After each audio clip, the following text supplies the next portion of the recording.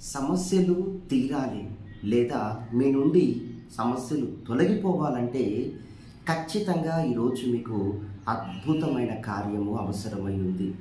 మరి అటువంటి అద్భుత కార్యాలను ఎవరు మీ జీవితంలోకి అనుమతిస్తారు? ఈ భూమి మీద అయితే ఎవ్వరూ చేయలేరు. ఒకవేళ చేసినను అది తాత్కాలికమే. అది శాశ్వతమైన అద్భుత కార్యంగా మీ జీవితంలో చిరస్మరణీయంగా ఉండాలి అంటే ఖచ్చితంగా ప్రభువైన యేసుక్రీస్తు మీ జీవితంలో ఉండాలి. ఆయనే అద్భుతము చేయాలి. మీరు గనక ఒక్కసారి చూస్తే ఖచ్చితంగా మీరు చూడగా ఆశ్చర్యమే జీవితకాలం అంతా కూడా. అటువంటి అద్భుతాన్ని ప్రతి దినం ఆయన మన ఎడల చేయగలడు.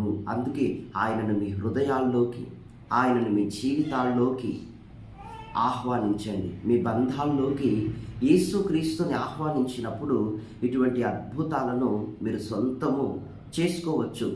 ముఖ్యంగా మీ స్కిల్ డెవలప్మెంట్ కొరకు, అంటే దేవుడు మీలో ఏదైతే తలాంతును పెట్టాడో తలాంతును వృద్ధి చేసుకోవటం కోసం, ఇంకా వాటిని బ్రహ్మాండంగా నిర్మాణం చేసుకోవటం కోసం మీరేం చేస్తున్నారు? అనేకమైన నవలలు, పుస్తకాలు చదువుతున్నారా? లేకపోతే భక్తులు, ప్రవక్తలు రాసినటువంటి గ్రంథాలను తిరిగేస్తున్నారా? మంచిది. కానీ వీటన్నిటితో పాటు మీకు దేవుని సహాయము మీకు కావాలి. దేవుని సహాయం మీకు కావాలంటే మీరు ప్రార్థించే వ్యక్తులుగా ఉండాలి. ఒక అంశాన్ని బట్టి భారాన్ని తెచ్చుకొని దాని దేవుని సన్నిధిలో నీళ్ల వలె కుమ్మరించి ప్రార్థించే సమయం మీకు కావాలి. ప్రార్థించే ఆ దాహము, మనస్సు మీకు కావాలి. అప్పుడే దేవుడు మీ పట్ల అద్భుతము చేయగలడు. హల్లెలూయా.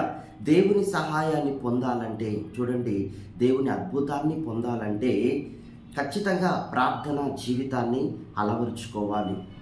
మనం దేవుని సన్నిధిలో తలాంతుల కొరకు ప్రార్థించిన, జ్ఞానం కొరకు ప్రార్థించిన, ఇతరుల ఎడల ఓ మంచి సాక్ష్యం కొరకు మనం ప్రార్థించినను అవి మన యందు ఏర్పడాలంటే ప్రార్థనయే మొదటి పునాది రాయి. వ్యక్తిగత ప్రార్థన ద్వారా మనం కోరినవన్నీ మన జీవితంలో స్థిరపరచబడతాయి. ఆ దిశగానే మన మార్గము రాజమార్గం అవుతుంది.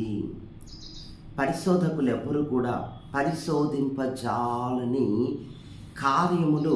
కార్యక్రమాలు మన జీవితాల్లో నుండి బయటకు వస్తాయి. మనం ప్రార్థన కలిగి ఉన్నప్పుడు, దేవునితో అనుబంధము, సహవాసము కలిగి ఉన్నప్పుడు.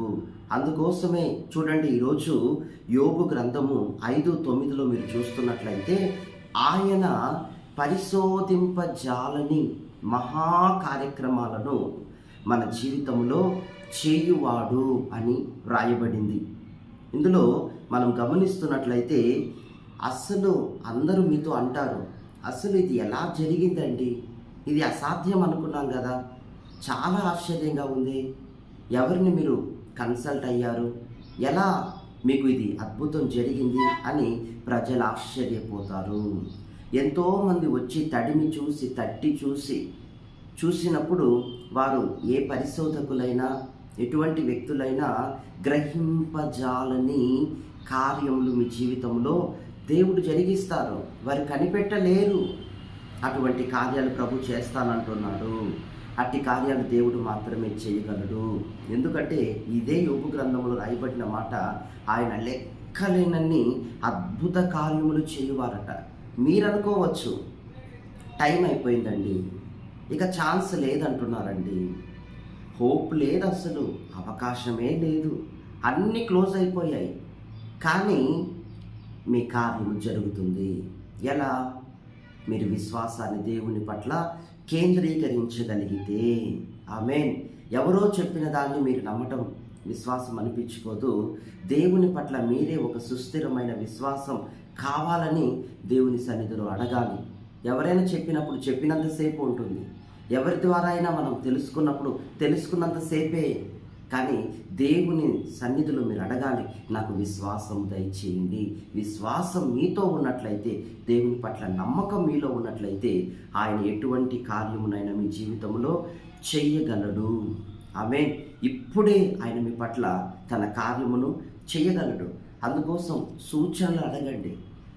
ప్రార్థనలో కూర్చున్నప్పుడల్లా చక్కని సూచనలు ఇవ్వండి ప్రభు అని అడగండి. ప్రతి సూచన ద్వారా ఆయన మనలను ముందుకు నడిపిస్తాడు. అబ్రహాంకి ఏది మరుగు లేకుండా ఆయన తేటగా ఆయన చేయబో కార్యాన్ని స్పష్టంగా తేటగా దేవుడు చూపించలేదా? మీ పట్ల దేవుడు ఆ రీతిగా చూపించబోతూ ఉన్నారు. పరిశోధింపలేని కార్యాలు, తద్వారా సమస్యలు తొలగిపోతాయి. విజయం, ఆనందము మీ సొంతం అవుతుంది. ఎల్లప్పుడూ నిరంతరాయంగా ప్రభులో మీరు ఆనందింపవచ్చు. అనేకులను కూడా ఆనందింప చేయవచ్చు. ఇటువంటి జీవితం కేవలం క్రీస్తులోనే మీరు సొంతం చేసుకొనవచ్చు. మహాపరిశుద్ధుడా, కృపగల తండ్రి దేవా స్తోత్రం. ఉదయకాలమందు ఈ నూతన కృప ద్వారా ఎందరైతే ఈ వచనాలను విషయాలను వింటున్నారో వారందరి మనోనేత్రాలు, హృదయాలు తెరవబడునుగాక. పరిశుద్ధాత్మ వలన ప్రతి వారి హృదయ అంతరంగాలు తెరవబడునుగాక.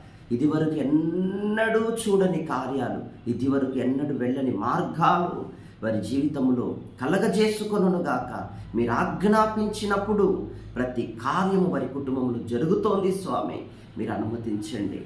ఎవరు కన్నీళ్లతో ఉన్నారో, ఎవరు ఎటు అర్థము కాని సందిగ్ధ అయోమయ అవస్థలో ఉన్నారో వారికి ఒక క్లారిటీ ఇవ్వండి. ఒక చక్కని తీర్మానాలు వారి ద్వారా చేయించండి. మీ కార్యములను అయ్యా ఈ మాసం యొక్క ఆఖరి దినాల్లో ప్రతి ఒక్కరూ పొందుకోవాలి. రాబోతున్న నూతన మాసానికి ప్రతి ఒక్కరు సిద్ధపరచండి. పరిశుద్ధాత్ముడ కన్నీళ్లు తుడచండి.